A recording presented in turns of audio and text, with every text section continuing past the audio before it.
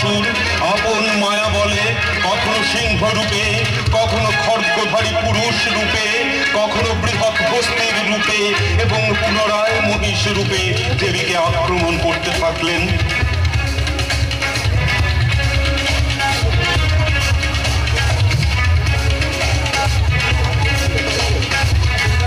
জগন্মাতা চণ্ডিকা তখন ক্ষুব্ধ হয়ে পুনঃ পুনঃ দিব্য সুরা পান করতে লাগলেন এবং আরক্ত নয়না ক্রোধে উন্মত্ত হয়ে বললেন, গজ্জ গজ্জস্বরাং মূঢ়া মধুয়াবত বিরাম্যহম ময়াত্তৈ হতহত্রৈব গর্জিষ্যান্ত সুদেবতঃ। দেবী দুর্গা লম্পদান পূর্বক মহিষাসুরকে আক্রমণ করলেন।